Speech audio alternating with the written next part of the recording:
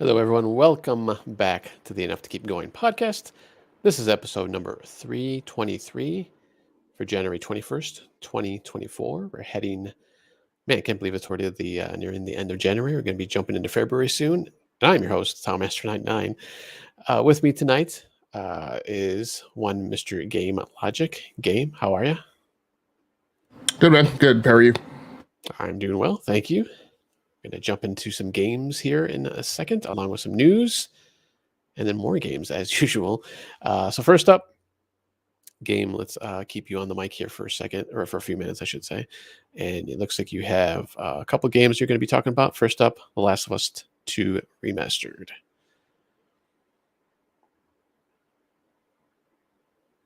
Yep.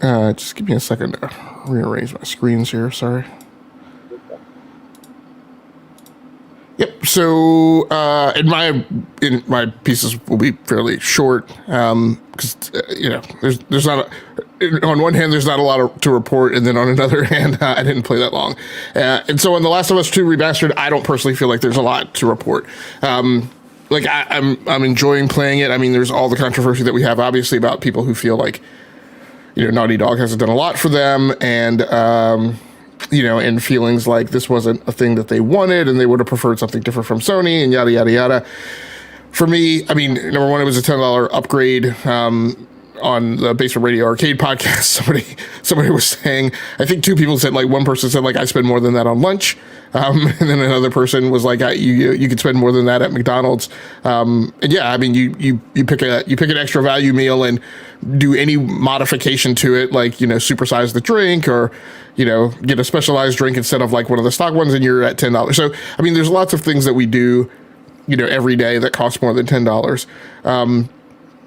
For me, it was a matter of, it's arguably, for some people feel it's, the best game of all time that they've played. Regardless, it's very highly regarded in many circles. And it was just a matter of, do you pay $10 to play it, with the greatest graphical fidelity and with all the bells and whistles turned on. I think the thing that I noticed more than anything in the time that I've spent with it is less so even necessarily the graphics, and more so the addition of the haptic feedback. And so there's things like when you're riding the horse, there's things like when you're in combat, and that to me is a significant immersive, up level from the experience of playing it the first time. I'm much more conscious and engaged with the action that's going on screen and feel like a little less detached from it than I did playing on the PlayStation 4 version.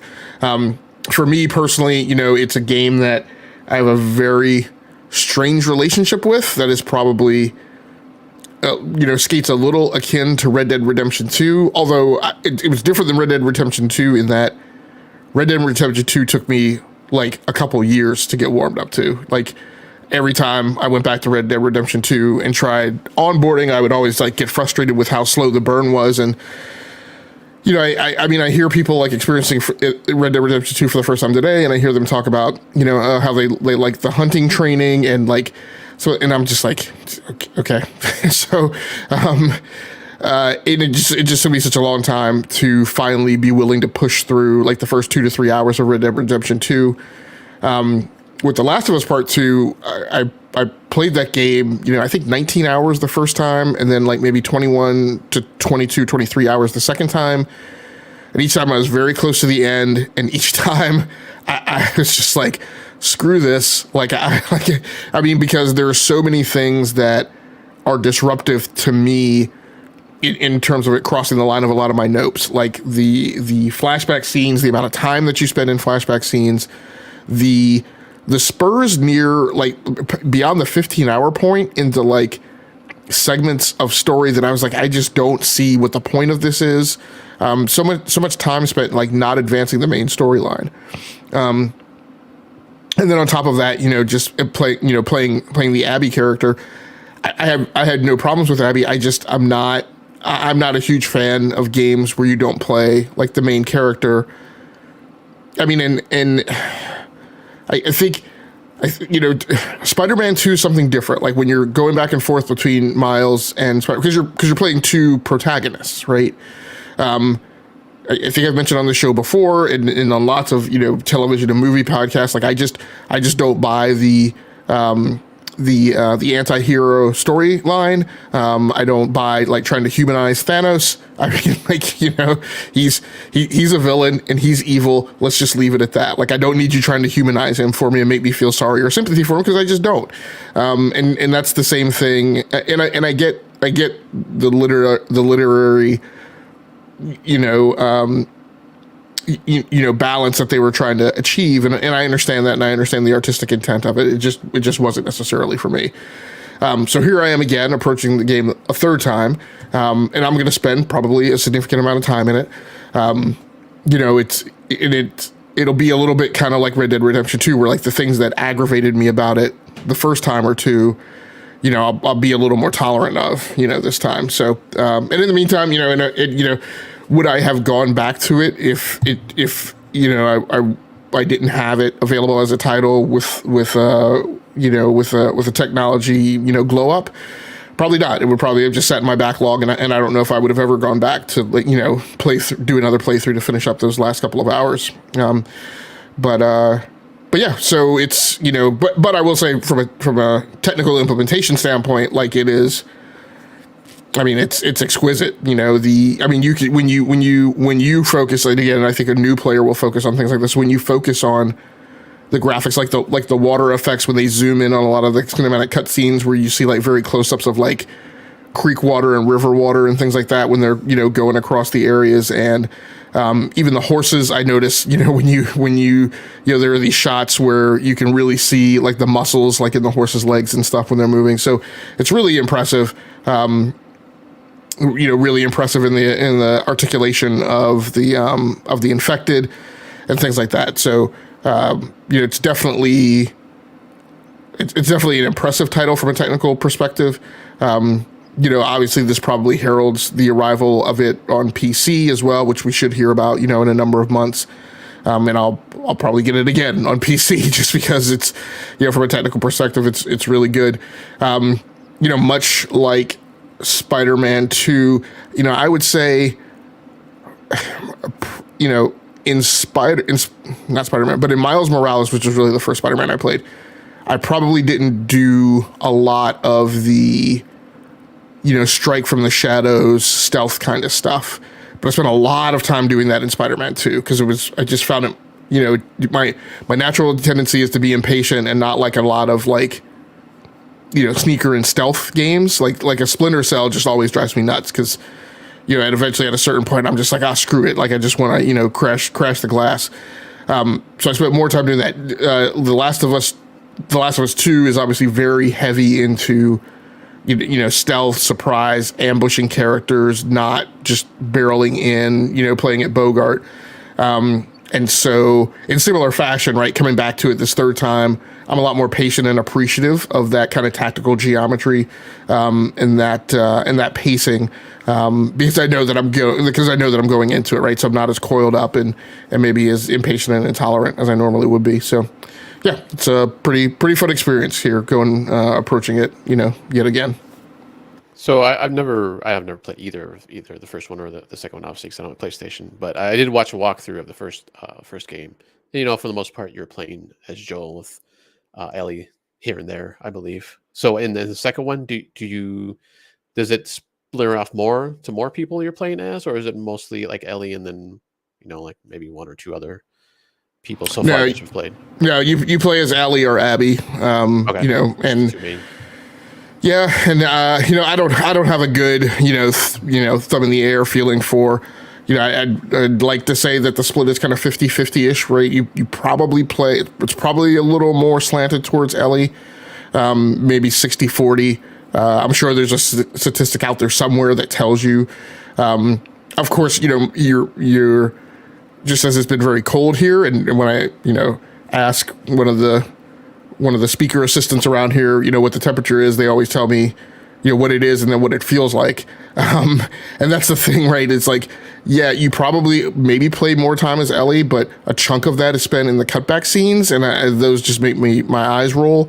Particularly when you're playing as like younger Ellie, and you're like, I feel like you're repeating. It's not a repeat. I mean, these are segments of the story you haven't seen, but it's also going back to her when she's younger. And I'm like, okay, but that's not the person I'm playing now, and it's not really advancing the story, and I don't really need all this background filled in. So it makes it feel like you're not getting as much time to play Ellie as she is today. And then the sections where you're playing Abby, those are the ones that I'm probably least interested in from a story perspective. So it feels like I'm not getting enough time to play Ellie, and I'm being forced to play Abby a lot more than I would prefer. But yeah, you just play those two characters. Is there any difference between the two? Like, are there's pretty much? No, there's definitely difference. So Abby is she's ripped. She's more built. She's older than Ellie. It's most notable in the outgoing, and it's something I don't even know that I picked up on the first time I played it. But when you do a stealth grab of an infected, and then you go to do a stealth kill, what Abby does is she chokes them until she snaps their neck. What Ellie has to do is stab them with the knife. Like, Ellie doesn't have the strength to do that. So yeah, there's tangible differences in their combat styles and their mechanics that you could definitely feel are different in a visceral perspective. In terms of equating to their build and their overall different approaches to combat. Okay. Yeah. That, when I was watching the first game playthrough. It just didn't seem like as good as the story was. Like, I mean, like, obviously everybody had already said, like, it's a great story, that first game, but the gameplay, it sounds like it's kind of still the same. It's like it seems like a stealthy game than anything really, and pretty much what it seemed like on the first game too. So it's like, stealth has never been a strong suit of mine in gameplay, at least just for me. I mean, obviously a lot of people like it, but gameplay wise, it just seemed like I probably wouldn't have liked it. So. Yeah, you're definitely not. I mean, you've heard me talk on this show, and I'm the type of person who loves going into a game and being made to feel like a superhero, right? Like, you should feel powerful, and you should encounter threats, but there should also be, just like with Spider-Man, right? I feel like, yeah, you should encounter threats, but you should also, like, be able to drop down on thugs and put the wallop on them and, like, feel empowered, right? And you never feel that way in this game, and that's fine. There's artistic validity in that approach. A lot of people like and prefer that sense of. I mean, this is the thing, right? It skates towards survival horror, right? Deliberately, kind of a key component of the genre is that you never feel empowered, right? You always feel under threat. And that's because it incorporates so many survival aspects, which this game kind of pushes and touches right up against, right, the notion of survival horror. And again, and when you put it in those terms, right, we know that that's not one of my bags, right? So I'm not going to do survival horror. I don't have the patience for it. I don't have the interest in it. It doesn't feel good for me playing. So there's that aspect of the game that's kind of a negative knock for me as far as my uptake and consumption of it. But like I said, it's excellently implemented, artistically done. The graphical glow up is great. The implementation of the haptic features is pretty remarkable in really taking what was arguably a great game and really putting it up on another level where you would have gone like, oh, there's no way to improve this, right? This is perfection for some people. And then I have my negative detractions with the story. So, yeah, sometimes there's those things that kind of just get you through the game. Obviously, like I said, the story's strong, and that's same thing with me with Hellblade. Like, I really enjoyed that story, and got through the whole game. Gameplay wise, the gameplay itself was fine. It was just too repetitive. It pretty much, like halfway through, it was kind of just same thing over and over. But the story was what kept me going. So, I mean, you always can find something, I think. Borbor stopped by in the comments. Hi, what's going on? He says, hi, okay, you need to finish the game. This time, finish it. Your tune will change. You can go all, and then he says you can go all out like Uncharted if you want to. So I appreciate that, Borbor, but here's one of the things I'll say, and this is probably a unique game logicism, and I constantly kind of have this problem with game reviews, the way that they're written, and I get it, and I understand it, and I understand I'm in the minority. For me, and I don't feel this. No, this is applicable to TLOU too. For me, the games aren't like movies. Like, a lot of times, I will sit through a movie, and I will say that movie was crap, man. But that climax, like the last 20 minutes, like you're on a roller coaster, and it was all worth it, right? It was worth sitting. I don't feel that way about a game. If I play through a game and I play through 15, 16, 17, 18 hours of stuff that I generically don't like, the fact that the last 5 hours or the last, big combat, like is superb. Like I just don't walk away from it encapsulating it the same way that I do a movie, where, a movie can save itself by having like a great ending. So, I mean, yeah, I'm sure I'll appreciate the ending, and I'm sure I'll enjoy it, but I don't know that I'll, be forgiving of everything, that I didn't like before, because I had to chew through, a bunch of flashbacks to get there. And again, like, I don't think the notion that I don't like flashbacks is a reason why the game should be like a 6.5 right on Metacritic. But I will definitely say, but I don't personally enjoy playing through flashbacks, and that's why the game may be great design and great implementation in my mind, but it's not going to break out in my list of favorite games, right? And that's one thing we talk about on the show that's differentiated, right? You can have games that you agree are critically great, but they don't necessarily have to equate to being your favorite, right? Your favorites are the things that are the most appealing to you, sometimes regardless of their implementation and, what their review scores are and things like that. Yeah, definitely. All right. But Borbor, you my boy, Blue. So I'm really glad that you stopped by tonight. Really appreciate you. Thanks so much for being in the chat. All right. If you want to jump into your next game, the news of the Prince of Persia's. Yeah, so I've played a really short amount of time getting into this. I spent most of my time in the first session struggling to log into my Ubisoft Connect account, which is always a thing. But man, like the background painting and artistic style in this game, the thing that did this game for me, and it was kind of remarkable having watched the Indiana Jones trailer this week. And one of the things that happened in the Indiana Jones trailer was, I walked into it, not, wanting a certain thing, and I didn't see that thing, but then I heard the music flourish. And like that, and maybe just because of childhood and being an 80s kid and nostalgia, like as soon as I heard that Indiana Jones tune, man, I was like, oh, let's break out the popcorn. I kicked back. I was like loving it. And that was kind of the same thing too. I love, and I don't know, and I need to do the research on this to be like culturally aware. Quite honestly, I don't know that a lot of the music that we hear in the background of movies that are, typically portray like an Arabic culture. I don't know that they are culturally accurate. Like I don't know if that's actually like Indian music or something. So I hope me saying that I liked it, isn't offensive, but I love that style of music that you typically hear kind of in the background of movies that portray like an Arabic story or an Indian story. And as soon as I kind of heard that thematic base to the music in the game, I was like, I know I've arrived, and it felt so authentically kind of Prince of Persia to me in terms of the background in the games. And then a weird thing is, I am much more grounded in the very first Prince of Persia than I am in like the PlayStation 2, PlayStation 3 area, like updates and stuff.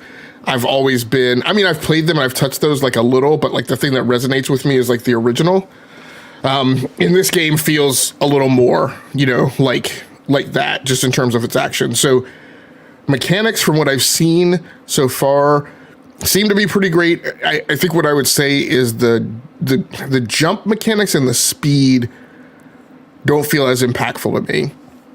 And what I mean by that is I feel like the jump attacks should be a lot more flashy and visceral and impactful, and I'm not quite getting that. There's one kind of horizontal kick attack that you can do, which is like a sprint, and then when you hit somebody with a kick, it's like a double kick.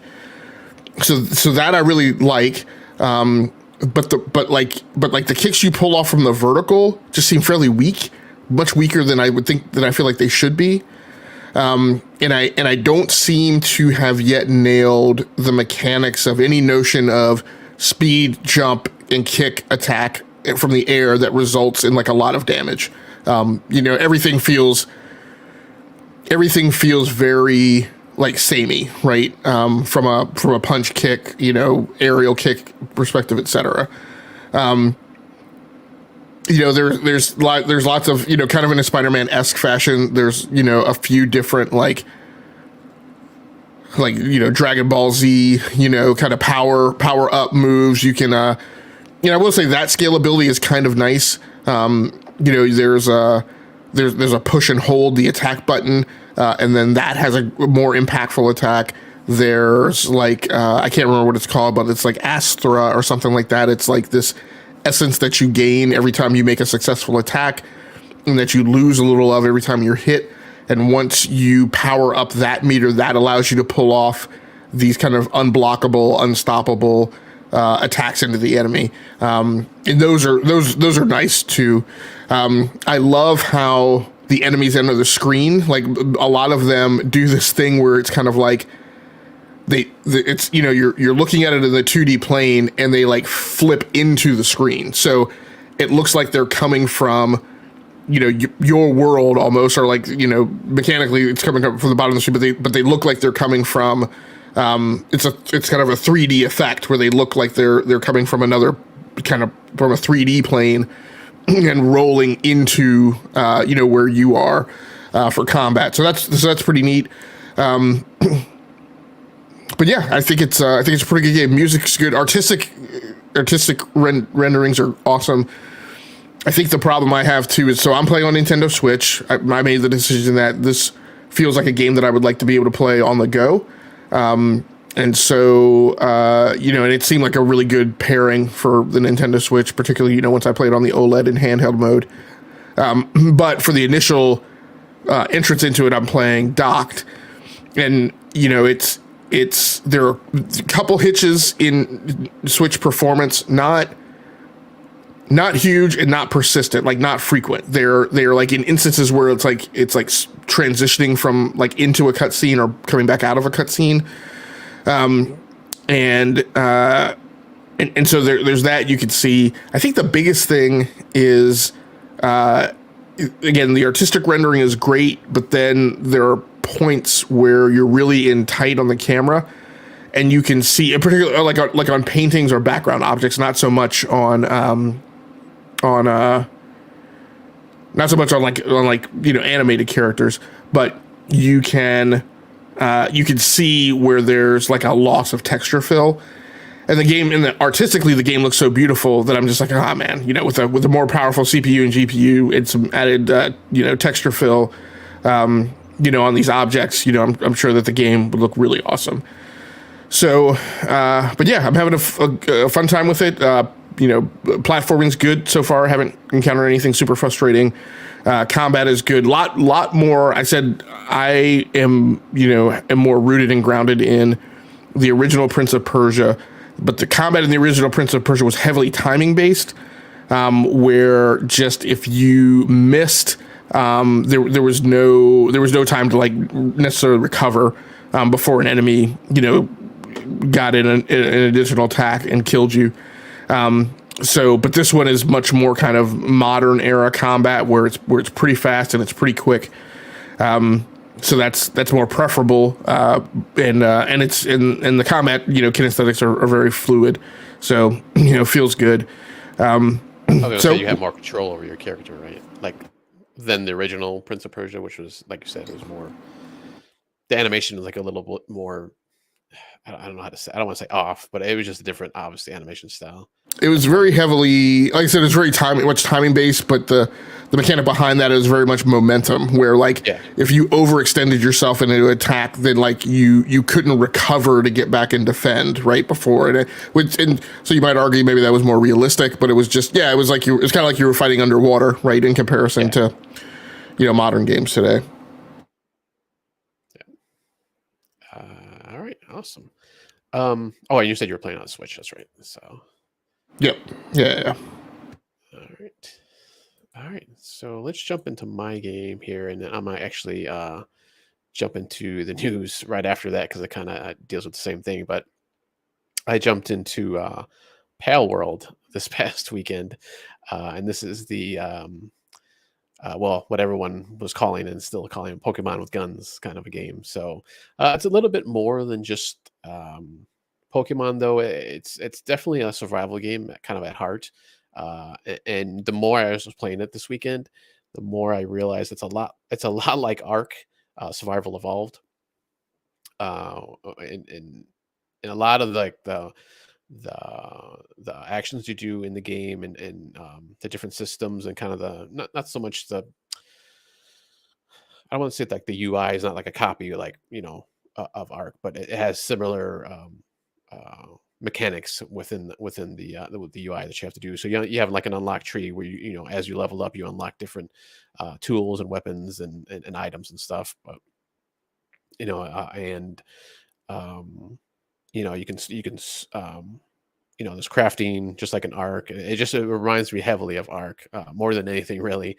It's almost like an arc with just like instead of dinosaurs, it's like Pokemon like characters. So, but no, it's and this is I think this is gonna have to be a thing with me this year where there's games where not only that I didn't know they were still going on, like Maple Story from a couple weeks ago, where there's games where I thought that like this is never going to come out. Like I didn't think Pal World was going to come out because I thought for sure like a lot of the character models almost are like kind of just ripped from Pokemon. Like I mean like other than like a color swap or maybe like they have horns instead of not having horns or where the ears should be or something like that or something goofy like that.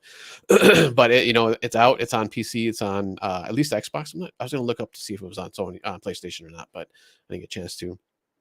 It came out actually on Game Pass on Xbox, so that's where I'm playing it right now on Game Pass. I'm playing on PC Game Pass, and I actually did play a little bit on Xbox Series X.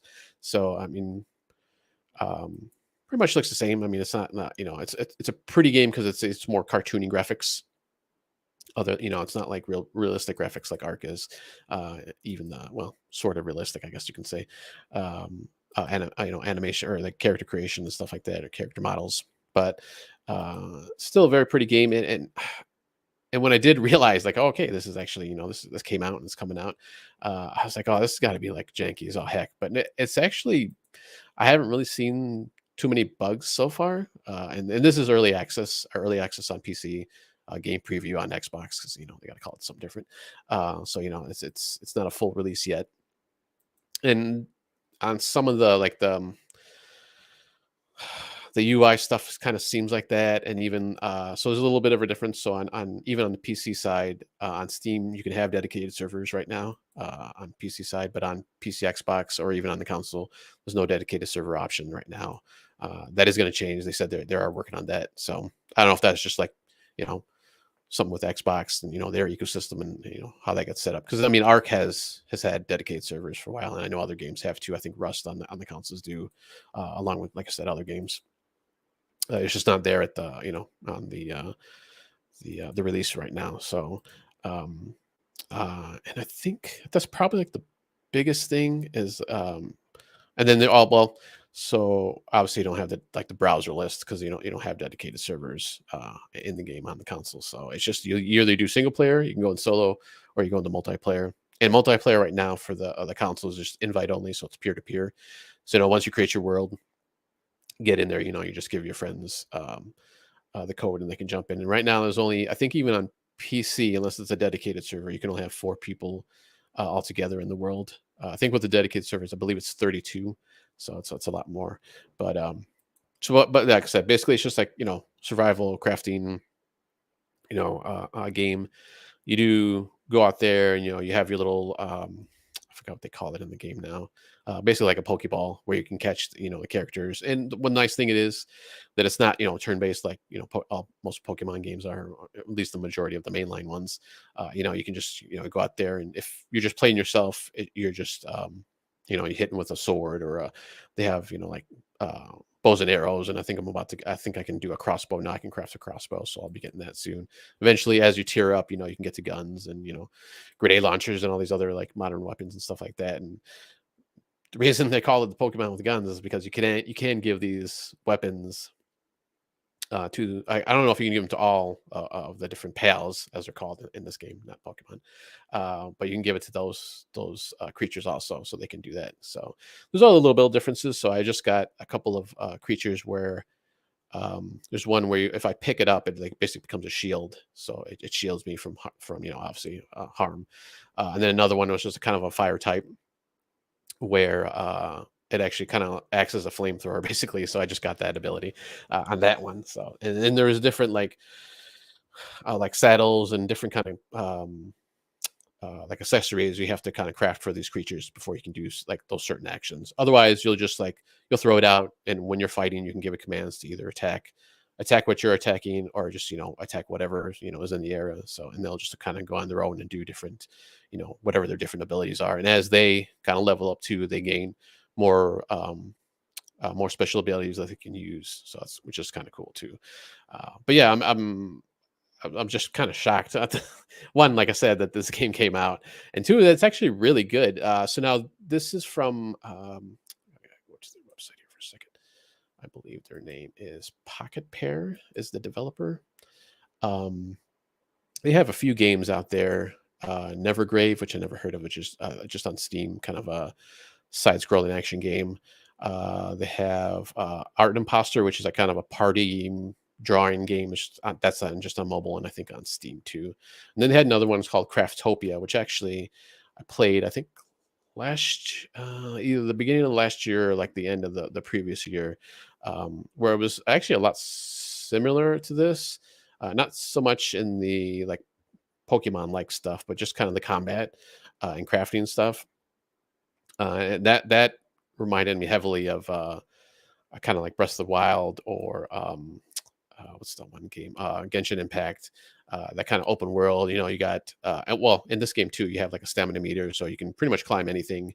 But obviously, as you do different actions, that stamina goes down. So swimming or fast swimming, chopping on trees, and just kind of doing most activities. You have that stamina bar. So that's different abilities that you can actually level it up also, along with like health and strength and all that other stuff, weight, kind of the basics of survival games, I think, or these type of games. But yeah, it's a very weird game. So it's like Pokemon, it's like Ark, and it's like Breath of the Wild all kind of smashed together. So before I go into the news stories though, did you have any questions on it or comments? Yeah, so kind of the quintessential question I always ask when these things come up, and and there are feelings of exuberance in playing it, and online, right in the social circles, of course, there's a lot of hype, and so I'm asking my question that is meant to drive at whether or not it's overhype. What is your over under on where this game is going to be in 6 months? Do you think it is still going to be a success? Do you feel like it's going to have shoulder barge its way onto the scene and be standing up there, just underneath Apex Legends and Fortnite and Call of Duty, or is this another knockout city? That's a good question. I think it's a similar answer to the finals that I had a few weeks ago, where it is if they can keep and it would be kind of hard in a game like this because it's a big open world game. But if they can keep the updates fairly regularly, of course, like I said, it's early access, so it's not even officially out yet. I think the official release is supposed to be sometime this year.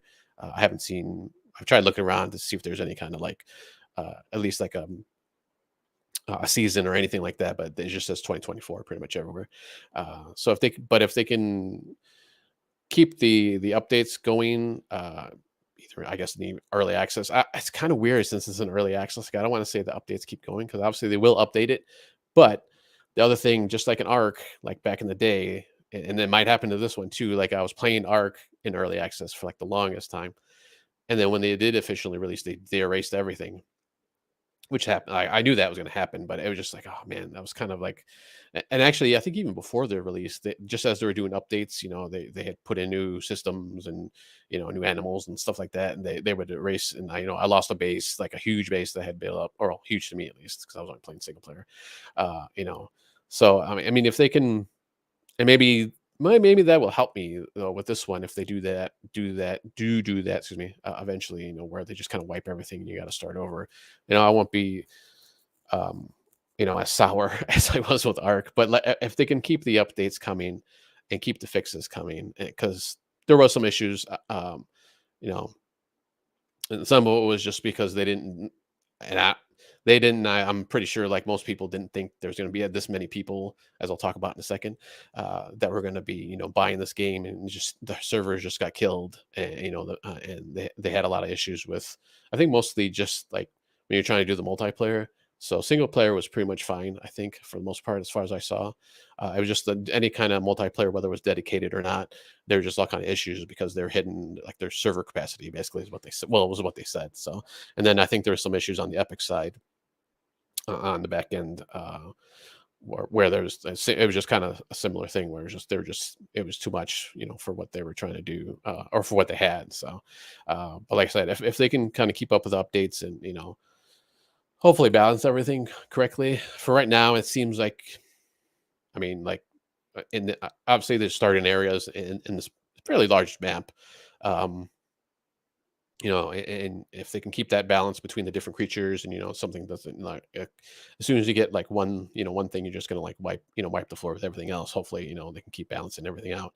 And then and I saw some people too complaining about, and I don't know, maybe this is the first time they've played this type of game, this survivor game, but like they couldn't take their character they created in one server and bring it to somewhere else. But that's pretty much the norm I've seen in these games. Like, and I think that's kind of a check. So you can't have that one person come into another server and just like build everything up, or take everybody out. Like right now, it's only PVE. There's no PvP, although they did say that they want to do a PvP. I don't know if it's gonna be mode or just servers or whatever. Because like in Arc, they actually split the servers between the two. So um, you can have both. And I always just play PvE because I didn't like the PvP side of it. But hopefully they'll do something similar in this one too, or you can turn it off and on, maybe, like just in the server settings, which there's a whole bunch of list of settings you can turn on and off when you're setting up your server, even in single player mode. Like you can bump up the stamina so you never lose it, or you can put it all the way down so it's like you barely can do anything and it'll go down, just stuff like that. So but yeah, if they can, like I said, if they can keep it going. They've already, I think, put out at least one hot fix, maybe two, since this weekend started, since it came out on Friday. So hopefully they'll just kind of continue, like chugging along. But like for me personally, yeah, like I'll stick with the game, but the overall, like, audience, like, how people are, like, I hate to say it, but you know how people are, like, if something doesn't get fixed, or it just kind of keeps going downhill, they're just going to drop it, like a bad habit, like, right away. So I'm just hoping that they can keep up with the fixes, or keep up with the demand, basically, I guess is what I'm trying to say, which is kind of hard nowadays because with everything on social media and all that. So I don't know, we'll see. So the house is going to set the line at 97, meaning that if I'm the house, I'm saying it's a 9. And I don't say this with glee. I say this seriously as an assessment of the market. I think there's a 97% chance that this is another Knockout City. I just don't think that this game has the staying power to maintain ingrained with an audience. Is it free to play right now? No, it's $30. Okay, Steam is $30. So then there's that Game Pass, obviously, as well. Maybe they'll breathe some extra life into the bag if they take it free to play. But I'm saying 97% chance likely that we're looking at another Knockout City. So my question to you is, what is your over under? Are you going with me at 97 or higher? Are you going to contend that it is a less likely chance that we are looking at a Knockout City? I'll say it's a less likely chance, only because the other game, Craftopia, which is, like I said, very similar to this one. It's actually still going pretty strong, it looks like. So they didn't give up on that one. But obviously that one wasn't like a big smash hit, like this one obviously is. But I think I know that one came up on Game Pass initially too. I'm assuming. I know it came up on Steam. I'm assuming it was probably similar price. I'll have to check that out too. So I don't know. Hopefully, with this, big influx of money, obviously that they're getting now, hopefully they're able to, kind of like um, pair up their team or whatever they have to do to try to kind of keep up with, like I said, try to keep up with the demand for this game. So we'll see. I'll say it's going to make it though, or it's going to keep going at least past this year. Okay, so I'm gonna put you down as saying it's gonna keep on going into 2025. Yes. And you want me to put your underbet then at 58, 45? I'll say 58. Yeah. 58. Okay. All right. So fairly strong feeling that I'm way wrong that this is another knockout city, but you're not undercutting me by 50%. You're more than halfway leaning in the direction that this game also has some challenges. And again, I'm not saying that because I hope that the game will topple under. I'm saying I just in the crowded space that is where this game sits, it will just be remarkable to me to see keep on going. And look, I was a big player of Dreadnought, right, which was a space kind of capital ship kind of heavy maneuver game. And I kept playing it and kept playing and playing because I love games like that. You would build up your fleet, and you would have different ships at your disposal that you would pick like to go out into each mission. But I'd continue playing that game and just saw the player numbers dropping and dropping and dropping until like you would literally go into a match and there would be like one person and everything else was bots. So we'll see how it goes. Yeah, I'm hoping that maybe it's. I kind of saw the same thing with the Lego stuff. Not the Lego stuff, the Fortnite modes recently when those came out. Like obviously it was big numbers when it first came out, and then now they started to dwindle it down. But as they do their updates, I see the numbers kind of pump up. Kind of like just Fortnite VR. In general, like it kind of ebbs and and flows. So hopefully it'll do the same thing here, where it kind of maybe obviously the newness, people are going to jump into it, and then it's gonna ebb a little, and then hopefully once the updates roll out, it'll kind of go back up. So I'm trying to see. I mean, I know the gameplay is different, but like from an art style perspective, I feel like this is something that leans in the direction of Fall Guys. So I'm trying to get a handle on like how is Fall Guys doing. I know it is a far drop from the what it was. Success it enjoyed initially. It seems to. I mean, it's still going. It's still up and running. So hopefully it's at least doing decent. I'm assuming so, since Epic hasn't, obviously Epic's owners now, they haven't sunsetted it or anything. So hopefully it'll keep going. Yeah, and it's pretty robust. I shouldn't say pretty robust, but it's pretty good customization for your character too when you first start out. So you could do the whole thing with the eyes and the chin and the jawline and arm. The arms you can like pump up or put down and stuff like that. So it's kind of cool.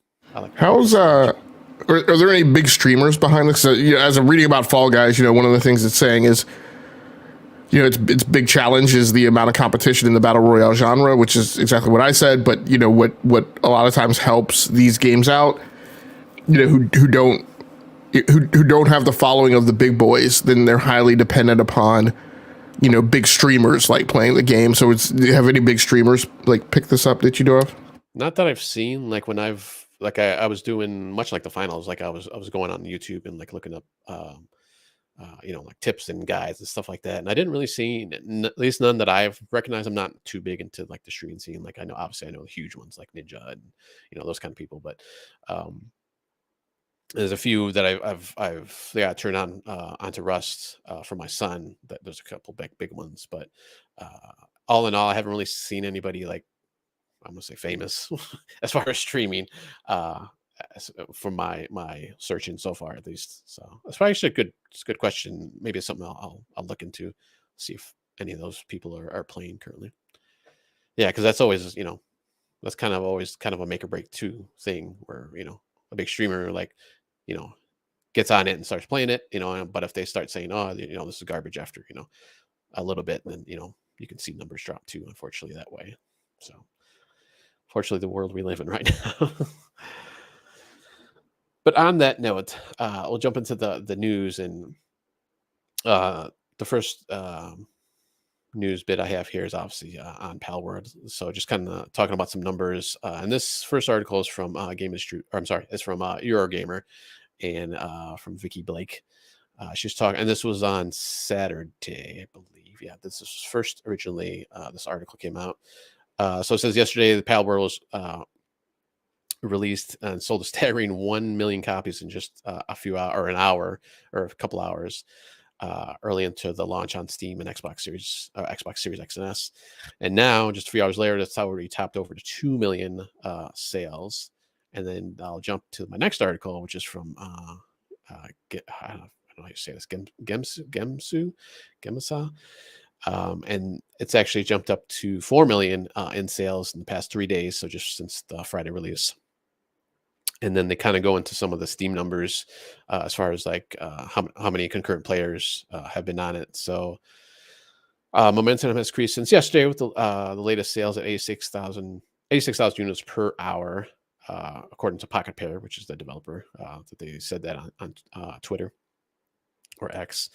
And then also they had the highest concurrent player count of any paid game in history on Steam, surpassing Cyberpunk 2077's 1,054,388 players, and they peaked at 291,967 players concurrently. So, and it's the fifth highest overall, behind PUBG, Counter-Strike 2, Lost Ark, and Dota 2. So yeah, it looks like it's, and that's just Steam. Those are just Steam numbers. Now, like I said, it came out on Xbox also. It looks like I think it is just Xbox that it came out on them. So, we don't know what those Game Pass numbers are quite yet, if we ever find out those numbers, because I don't think they really release those kind of numbers. But I guess it's hitting a lot of records out there, and just that was the kind of thing that surprised me, even when I first saw that first article, where it was like, a million in just like an hour or two. So I was just like, wow, that's pretty crazy. That it just, I'm sure even they're kind of like, whoa, like what's going on here? Like we got this kind of goofy, kind of, I wouldn't even say it's like, I don't want to say it's a parody on like Pokemon and stuff like that, but it's a serious game that, that they built here, and it's just getting this recognition, fairly quickly out of the gate. So just kind of impressive that the numbers that they're showing right now. So. All right. Any questions on those numbers, or if that even really means anything in the grand scheme of things? But, but I just thought it was kind of interesting to shoot those numbers out there. All right, so let's go into my next article here from Game. This one is from Game Industry Biz.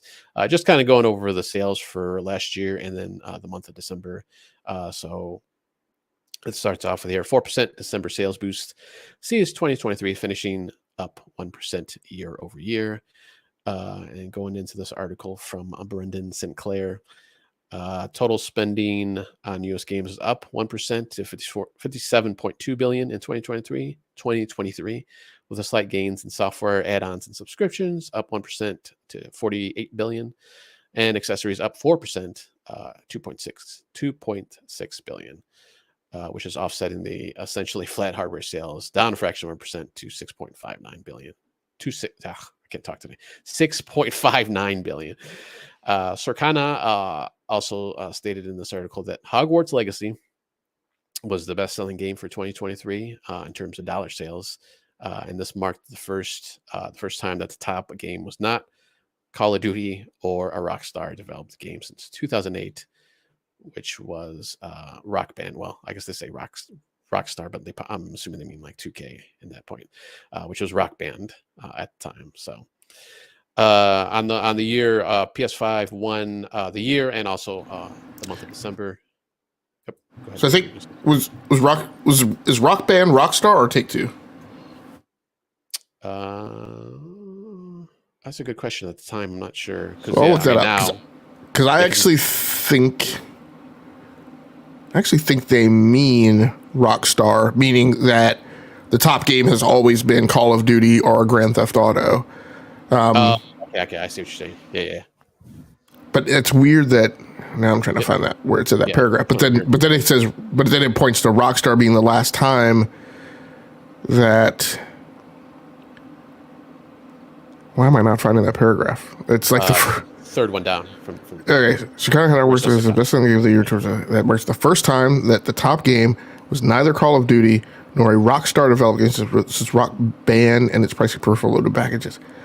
Yeah, I gotta look up because I thought Rock Band was maybe Rock Band is a Rockstar game. I'll go ahead. I'll check that. Right. Yeah. What was it? Oh yeah. So PS5 was the best-selling console for 2023 and PS5 in both units and dollars. Xbox and Switch dipped a little this past year. Switch was the second best selling game or selling hardware for the year of 2023 with both units and dollar sales. Accessories saw large growth with a 7% jump in gamepad sales with the PS5 DualSense Edge, which that's their Pro version, right? The Pro controller, the PS5 Edge. Yep. Being the year's top seller as far as dollar sales. Let's jump down to the actual games for December. I'll just go over the top 10 list for December and then of the whole year. So game-wise for December sales charts, Call of Duty Modern Warfare 3 was number 1. Mario Wonder was number 2. Madden NFL 24 was number 3. Hogwarts Legacy number 4 for the month. Marvel Spider-Man 2 number 5. Avatar Frontier Pandora number 6, which is a new entry for the month. So it just had come out. EA Sports FC 24 number 7. Mortal Kombat 1 number 8. NBA 2K24 number 9, and then Mario Kart 8 rounds out the top 10 for the full year. So we got Hogwarts Legacy number 1, Modern Warfare 3 number 2, Madden 24 number 3, Spider-Man number 4, Legend of Zelda number 5, Diablo 4 number 6. Let's see that one up there. Modern Warfare number 2 number 7, Mortal Kombat 1 number 8, Jedi Survivor number 9, and EA Sports FC 24 number 10. And then Starfield coming at number 11 there, so it's good to see. So I don't think any real surprises for those either month or the month or the year, at least for me. Had a good smattering of obviously mostly newer ones. Actually, I think this year was probably a lot more newer titles for the year than most in the past couple of years. I think it was kind of a good mix of older titles that kind of got thrown in there for not only for the month, but for the year also. So it's nice to see the new releases from last year, kept up in the top, 10 or 20 out there. Anything surprising in either of those or in any of the numbers that you saw in this article? Yeah, a few things. And so I think that's just an error in the article. Rock Band, the 2008 a game, was actually published by Electronic Arts or distributed by Electronic Arts. It was actually published by MTV Games. I'm not sure what that is. It was the Wii version that came out in 2008, but the game actually started. But it came out like 2008, like in the EU. So in North America, it was the Wii version that came out in North America in 2008. So if this article is saying that the last time that something was on top of the charts, right, other than Call of Duty or Grand Theft Auto. Oh, I see what it's saying. Okay, we're reading comprehension in the middle of the podcast. So what it's saying is that a Call of Duty or a Grand Theft Auto has been on top of the charts since 2008, right? In 2008 was the last time this has had something like Hogwarts Legacy was at the top, which was a game not published by Call of Duty or Rockstar. Because Rock Band was published by MTV, and since then, Call of Duty or GTA has been the best-selling game of the year. That makes more sense. Okay, of course, those being those numbers being produced when the Nintendo Switch, when the Nintendo numbers are not the digital sales aren't counted in those, which we've always said might make a huge difference, at least starting in 2017 and going forward.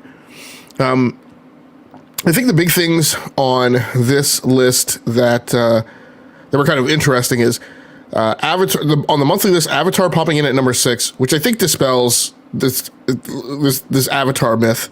Like, I don't know what it is. I don't know what causes it. There's a ton of Avatar nickelbacking that is going on, which is everybody loves it. The movie has sold well, but like no critics keep talking about it, and I'm like, okay, look. Like, I'm sure James Cameron is wiping his tears with dollar bills, right? And I think the appeal of the Avatar franchise, and again, there's a lot of narrative around, Avatar's not really popular, but I think this is the appeal of the Avatar franchise, causing a game, selling in December when everything new has come out, the TGAs are over. I don't think this game arrives in at number 6 solely on the strength of the Ubisoft brand name, and its likeness to Far Cry. Although I think those are strong plays, I think it is also because of the Avatar license, and there being some enjoyment, right, of that mythology that people have that gets it in to number 6. So on the monthly charts, I don't really think there is that much, like you said, other than that popped out at me. In the yearly charts, but also maybe the monthly charts too, again, a lot of Sturm and Drang about Call of Duty Modern Warfare 3 not performing well, not being liked, and yet here we sit once again with it in the top of the charts. Yes, it's not number 1, but it's sitting at number 2, which again, as I always say, I assure you that there are tons of executives in the gaming industry who wish that their game was in at number 2 on the top of the list. Diablo 4, which didn't really get a lot of awards and other accolades, coming in at number 6, shows again the market strength of that brand and that IP. I will say, kind of surprised, but I won't say pleasant to see, but interesting just to see the dynamic of Call of Duty Modern Warfare 2 finishing out the year at number 7, which just means that, for the months before Modern Warfare 3 came on the scene, that people were still buying Modern Warfare 2, in droves. Starfield coming in at number 11 is good to see. But also tells a story of, it not being in the top 10, which I think, reinforces the fact that it's a good game, but has enough things, associated with it that doesn't bring it in to the top 10. And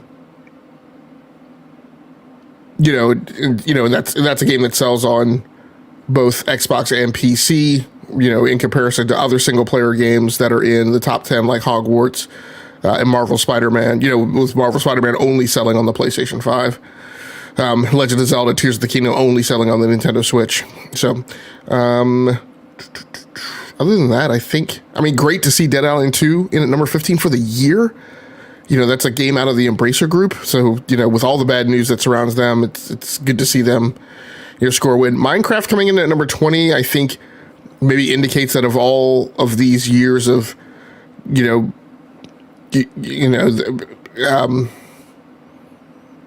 that appearing to be a strength of a property on the market, to me kind of shows that, we're now in the area of that thing being in a decline, where, it's maybe not holding as much purchasing power, and I get it, super popular.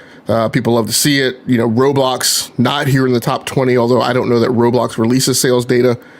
But just, wondering to see if we continue to see, Minecraft, not be the Mario Kart, right, that everyone is always buying all the time. Yeah, I believe Roblox is free to play, I think, if I remember correctly. But these are revenue. Those are revenue numbers, right? So even if it's free to play, and it would be based on the revenue that it gains. Oh, okay, yeah. I guess, yeah.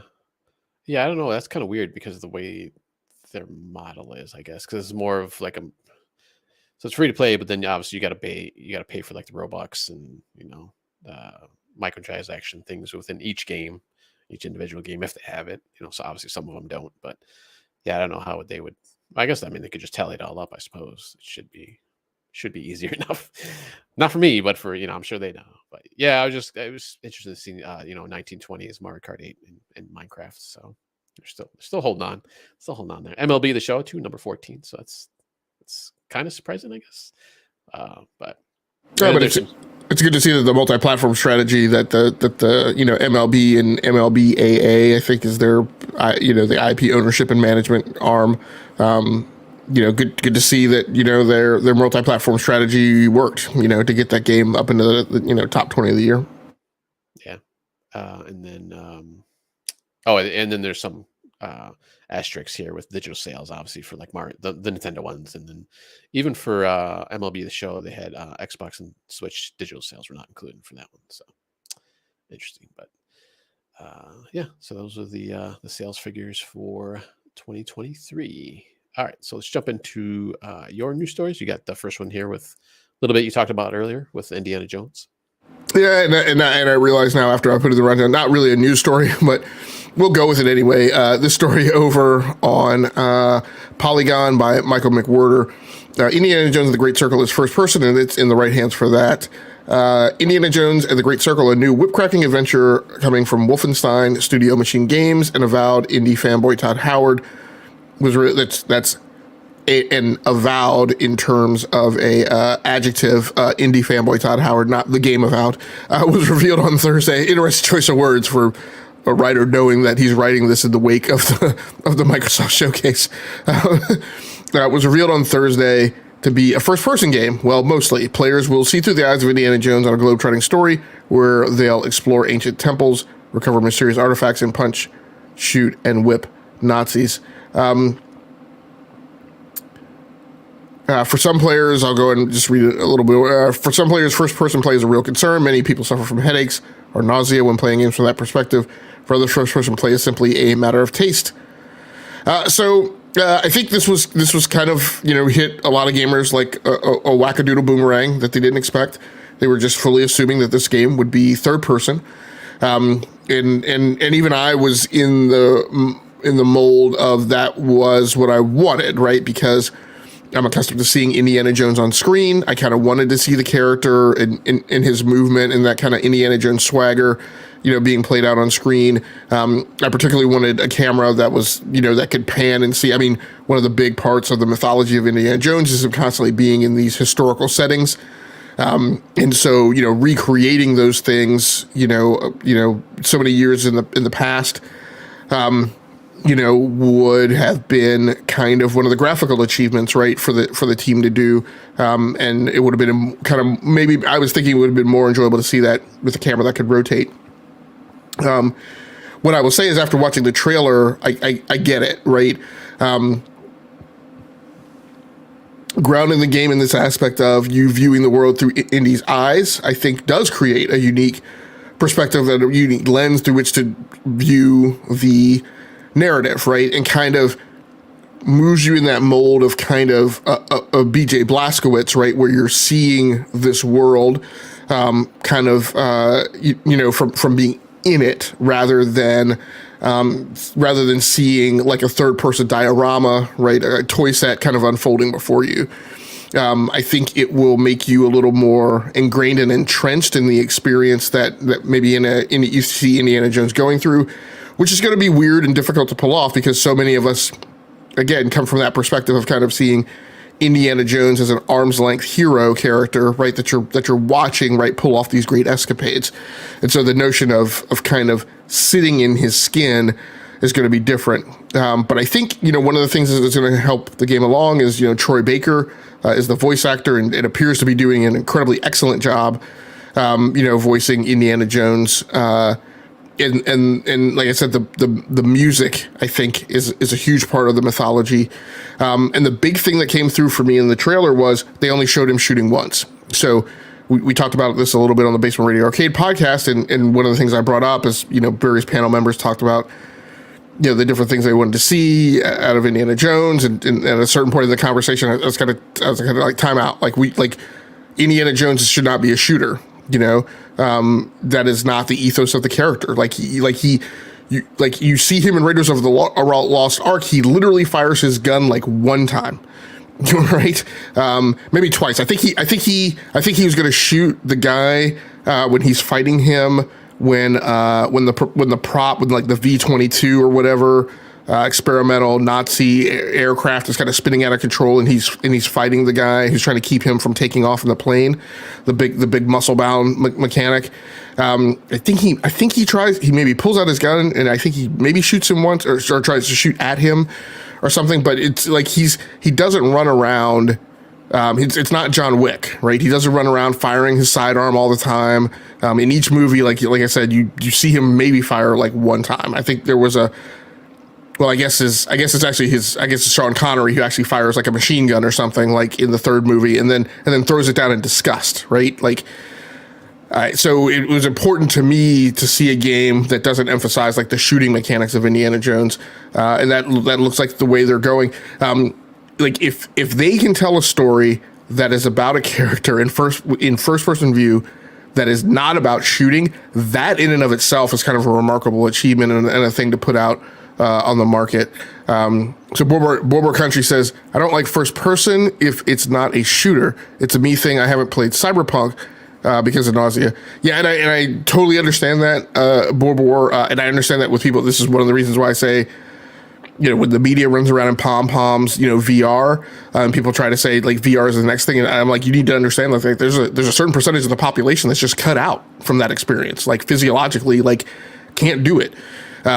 So you're part of the gaming community as well. Like I get really, I don't necessarily get nauseous, but I definitely get really bothered by things with a very tight FOV. Like I can't stand it.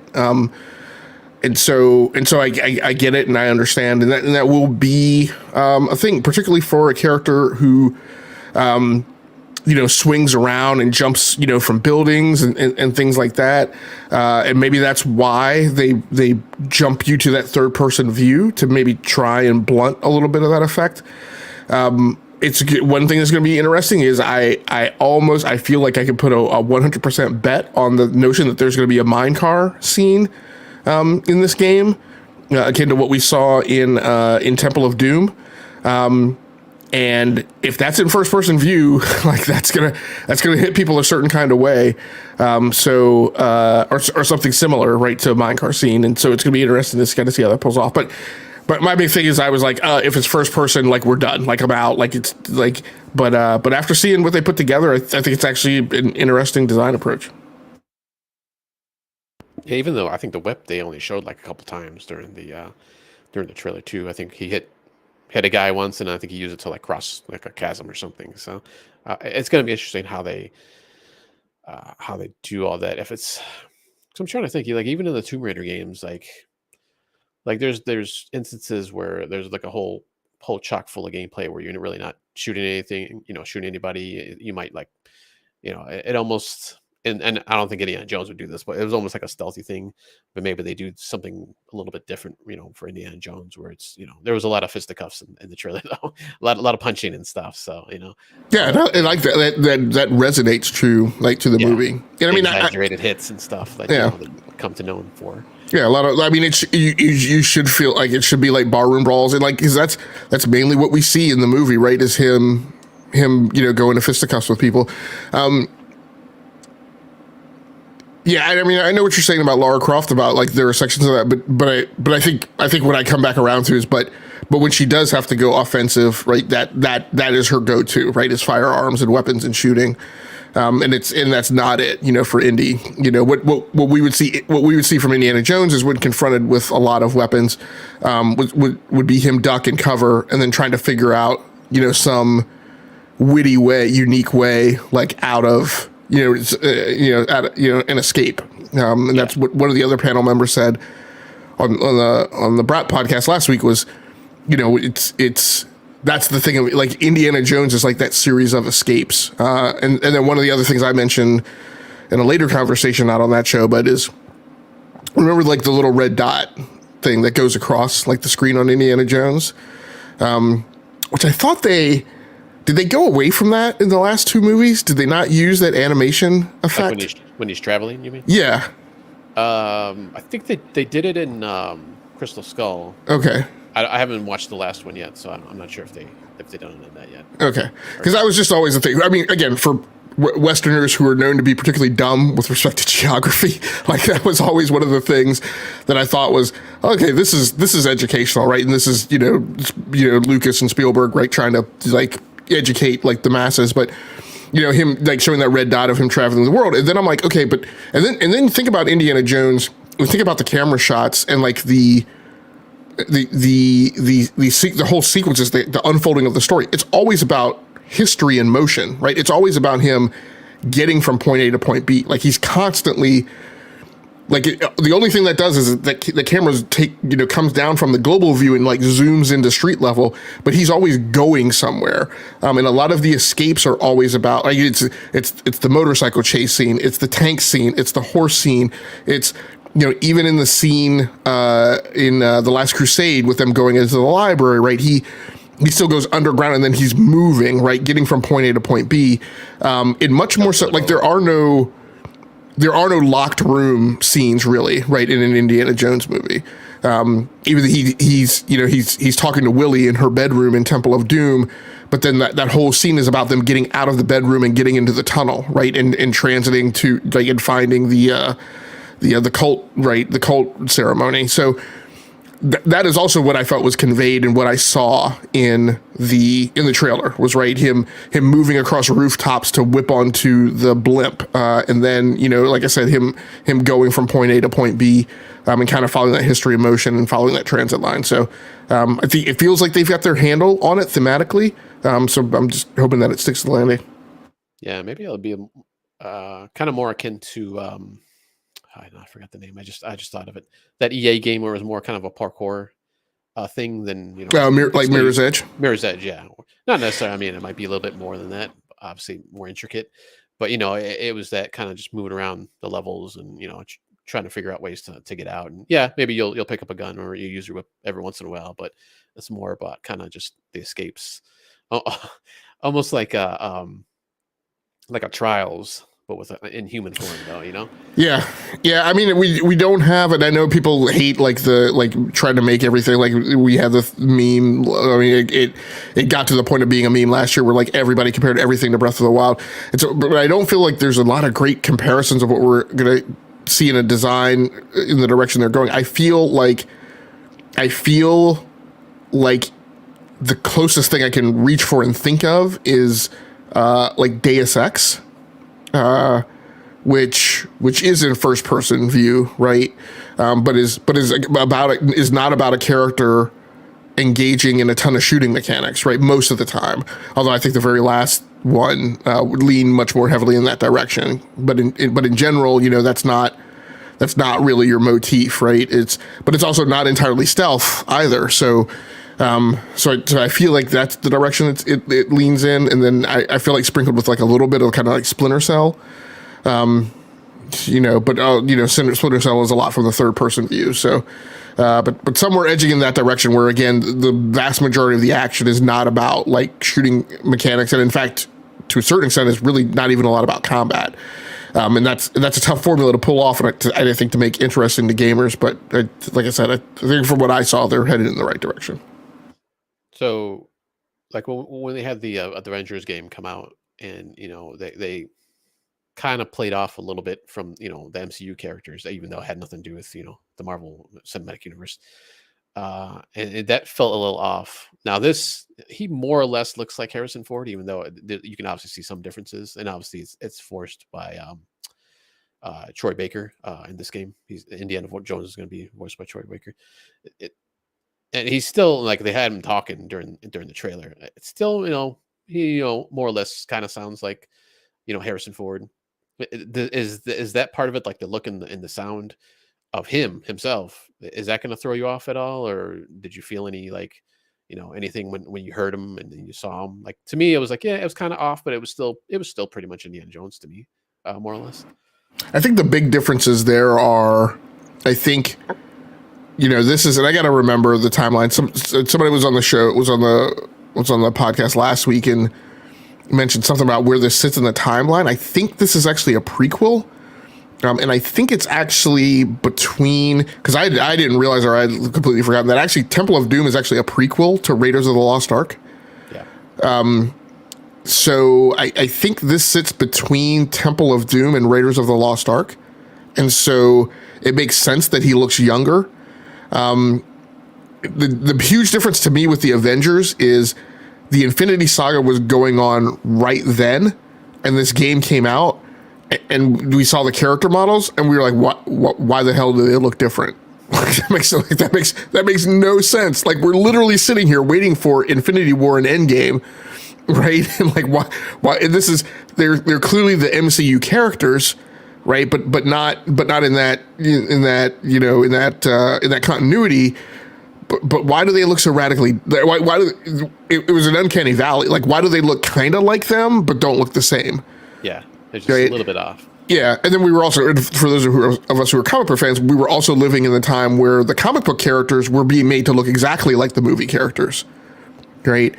So I guess it doesn't feel weird to me now because, like, Indiana Jones is not really. I mean, I know we did the Dial of Destiny, but he's clearly an aged character in that, and really Dial of Destiny, which I haven't watched, but just from what I've seen, that's really about him kind of moving on and passing the torch, right?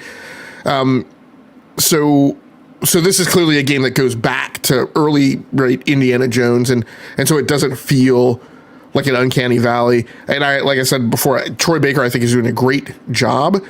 And I think, to me, a huge part of that, and actually I really liked to see it because game trailers, game reveals, the game showcases, all these things like so heavily trade on the visuals. And that's all like the console wars and the gaming community talks about.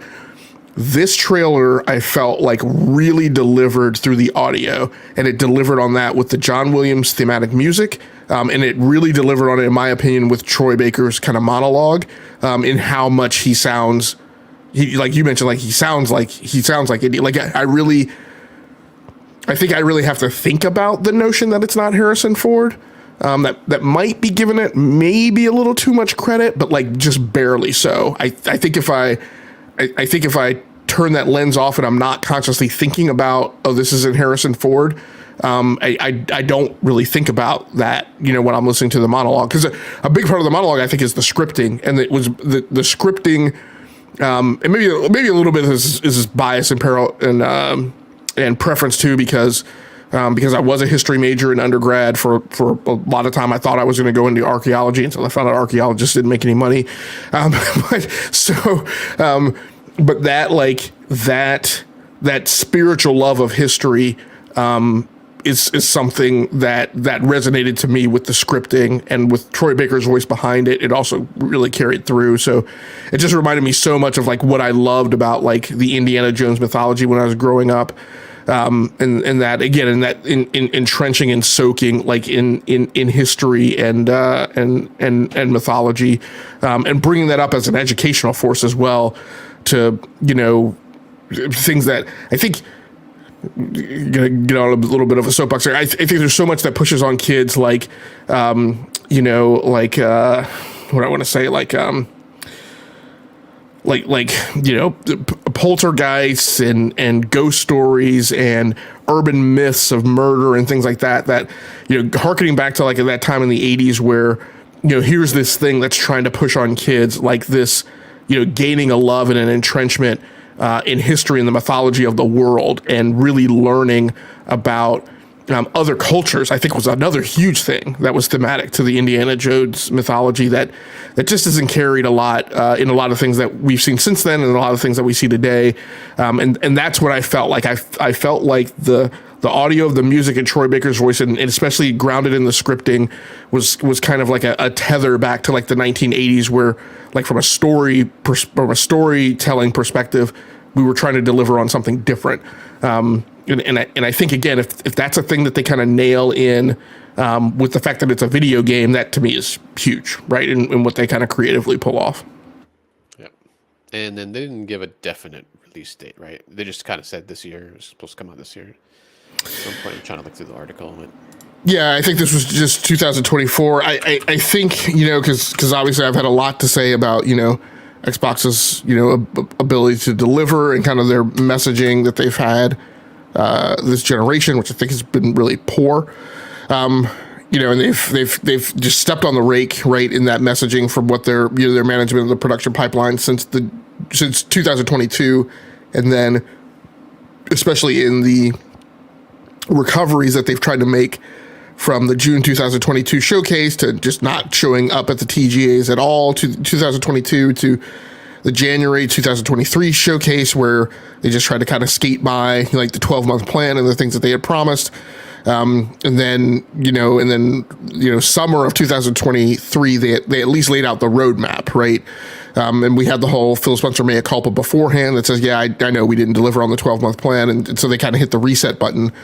But my problem with that showcase in 2023, great, we see what everybody's working on, but there are no commitments to any notion of dates, right? Like, lots of people have talked about, we're going to get so many games in 2024. And I'm like, okay, guys, but from that showcase, there was no mention, right, that you're going to get a bunch of games in 2024.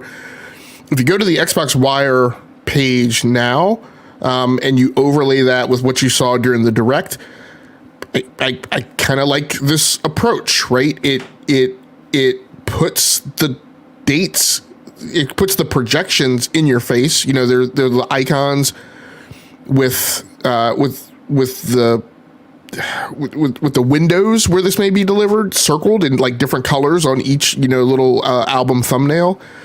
Aura History Untold Fall 2024, Avowed Fall 2024, Visions of Mana Summer 2024, Senua's Saga May of 2024, and then Indiana Jones 2024. Typically, when we put years on dates, I mean, this is what this says to me.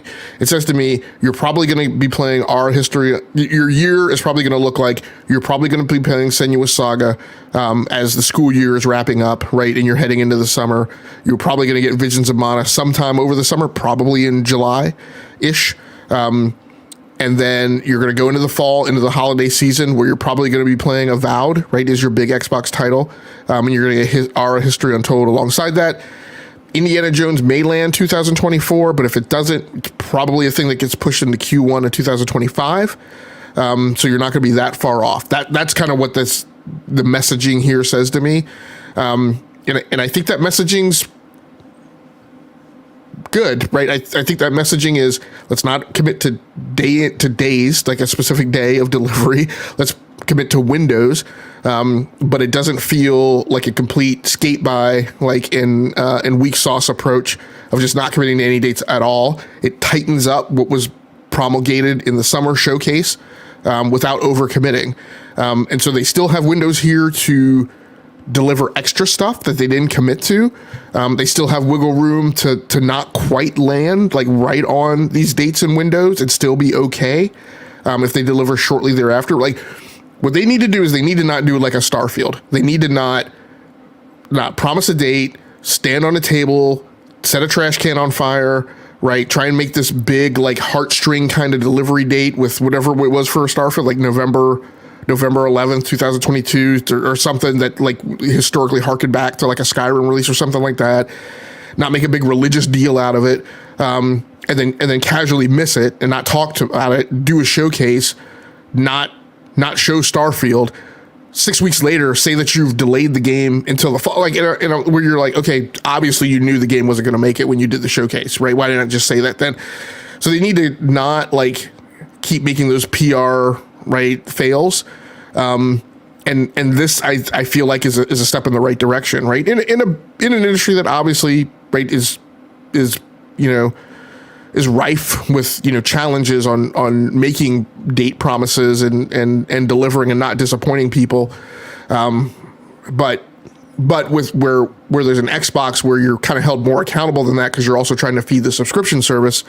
I feel like this is a good approach, right? Where there's arguably not a perfect right answer, but this is, I think, in the right direction of where marketing should be landing. Yeah, I was just looking back at last year's Direct, and everything there had come out that in 2023. So Redfall, Minecraft Legends, Forza Motorsports, and then it was a DLC for Elder Scrolls Online. But I think they actually gave like a direct. I think everything except for Motorsports they had given a date for in those. In that Direct. So well, not that I'm trying to like go back and say, okay, so they're definitely gonna do this, all these games that they showed this year are gonna do that, but just kind of looking back, just kind of comparing, but even like Forza Motorsports, like I said, they didn't say for sure it was coming out in 2020. They did eventually, obviously, but well, no, but if you go back to the summer 2022 showcase, the problem with 2023 was they jumped up and down on a table and set a trash can on fire and said, hey, everything that we're showing you today, you will be playing in the next 12 months. That was the problem in the corner turn from 2022 to 2023. And then out of that 12-month plan, they didn't deliver Starfield, they didn't deliver Forza Motorsport, and several other things. They quite actually didn't deliver a lot within that 12-month plan. And then the problem with their marketing and messaging was when they came up and did the showcase, the Developer Direct in 2023 in January, they didn't show Starfield. They didn't say why they weren't talking about Starfield. For Forza Motorsport, they put up a date on the screen. And I'm like, in January 2023, I'm saying, okay, guys, in June of last year, you told us that we were going to be playing that Forza Motorsport in the next 12 months, and 7 months have transpired, right? And I'm like, clear, and then when it was announced like 6 weeks later that Forza Motorsport was fall, I'm like, okay, clearly you guys knew it was fall. All right, that's what I mean about like the mealy mouth handling of the messaging. But I think they realize they overpromised and underdelivered. I think they're trying to squeeze back. And I mean, I think there was a time when they didn't promise anything, and that was frustrating people. And then the response to that was what felt like a midway commitment that I thought was going to be okay, but then it turns out they had overpromised there too. So I think this is again like trying to right the ship and trying to land somewhere in the middle. And I think it's a fair attempt, right? As long as they can kind of, I would say be within these promised windows plus 3 months. I feel like is something that I would call successful. Yeah. All right. So let's jump into the last news story that you had here for Halo. Yeah, and I'll make this quick because we are running overtime. But Halo Infinite Season 5 is its last confirmed 343, but support through 2024 is still planned. Earlier this week, 343 Industries, I'm sorry, this story over on VG 24/7 by Osin Kuunke. Earlier this week, 343 Industries confirmed that Halo Infinite Season 5 is the game's last full season, but regular small updates are planned for the game. As part of a community live stream, 343 Industries announced that Halo Infinite will be shifting away from seasons after Season 5, and instead will be opting for much shorter operations, which we first introduced as part of the latest season. During the live stream, senior community manager John Junicek explained the changes and made it clear that the game will still receive support in 2024. We're making a shift in how we're approaching Infinite going forward, Junicek explained. He went on to say that that 343 is taking people and working on new projects. So I won't belabor the point. People are going to be upset for the things that I say, but I'm going to say them. This doesn't make me happy. It sounds like a reduction in the level of commitment to Halo Infinite, which I felt like never turned the corner into being an effective game as a service until Season 5. Here we are now finally having arrived at the this is it point, and the news that we get is, yay, verily, we got the boulder to the top of the mountain. Now we're just going to roll it back downhill, right? Rather than on the left side of the mountain, not the right side. Like we're not going to have peaked and achieved the momentum and then push the boulder downhill and accelerate and go faster and deliver better. And I haven't been happy about the whole let's cut the battle pass content by 50%, give them these timed operations, with 20 tiers of value, which, by the way, while they're earning that, they're not earning any XP towards the 50% battle pass that we've given. Like, there's all types of kind of contrived progression framework in comparison to what was before.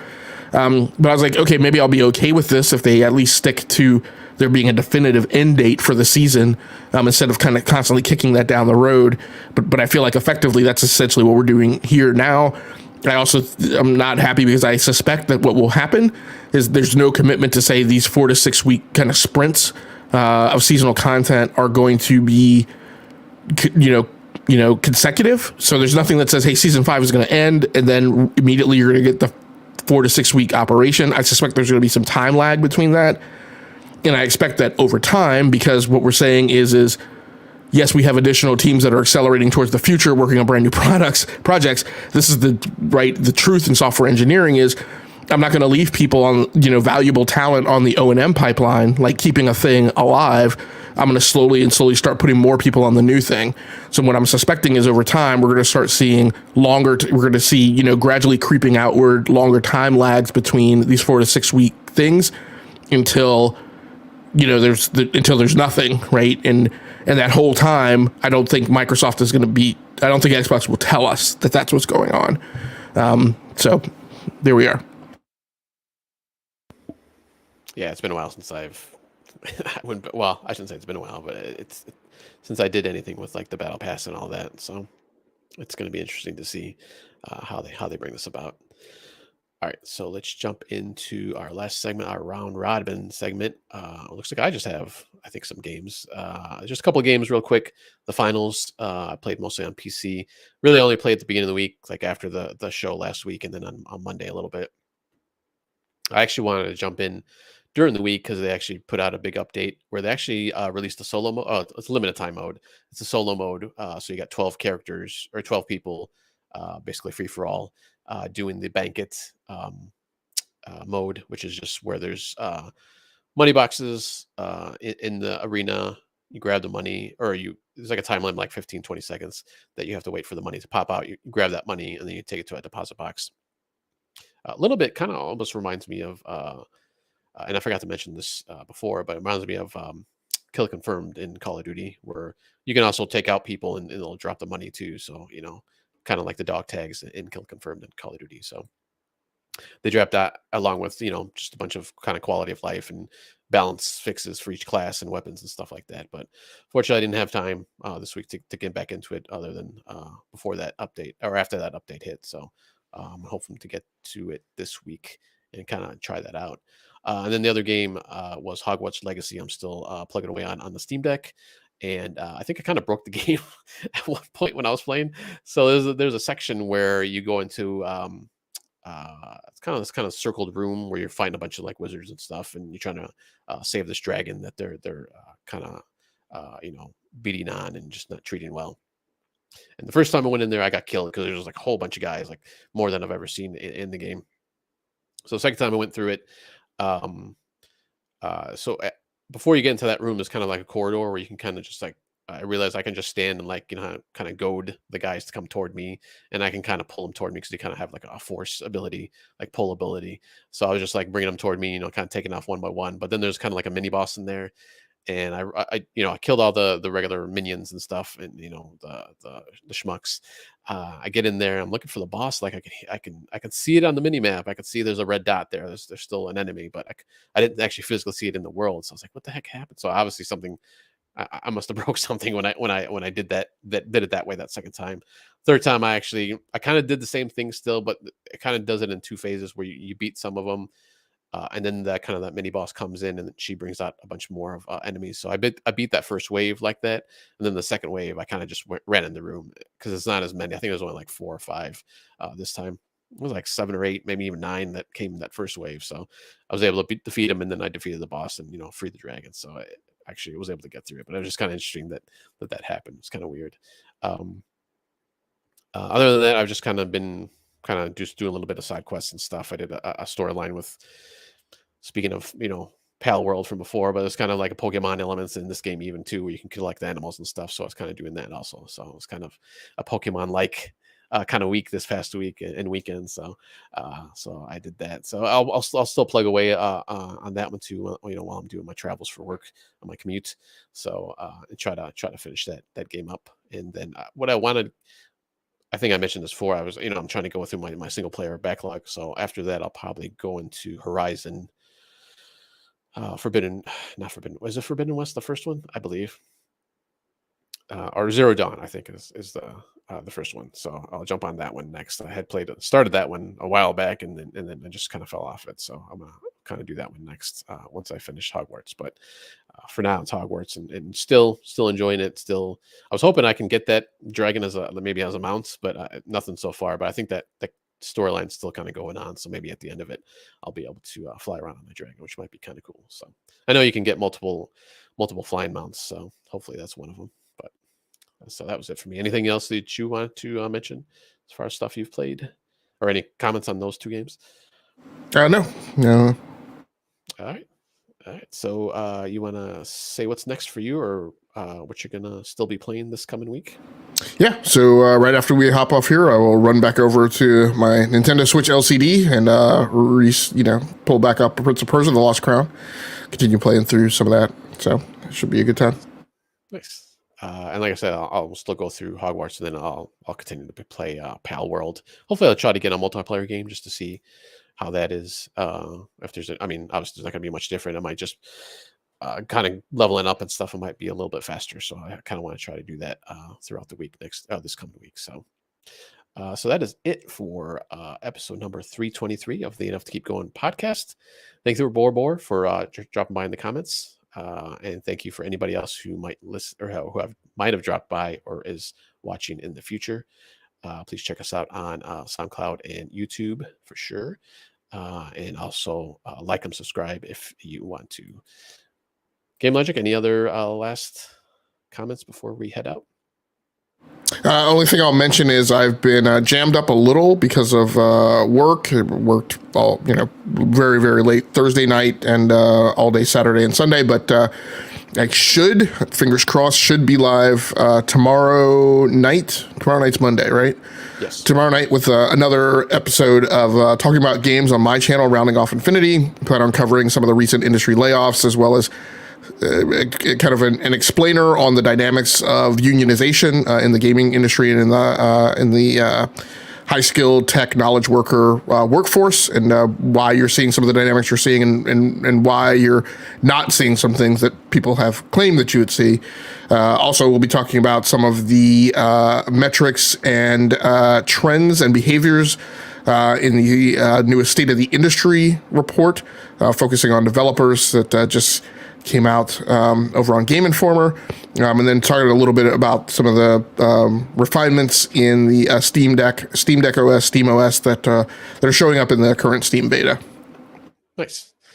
All right. So check out Rounding Off Infinity, and also check us out next week for episode number 324. DBQ is scheduled for the host of that one, and Game Logic and myself should be on there. At our normal times on Sundays, 7:45ish, 8 o'clock is when we usually start. So please come by and check us out. Thank you, Game Logic, once again for the excellent episode. Thank you, everybody, for watching. Please take care of yourselves out there and play those games. We will see you next week.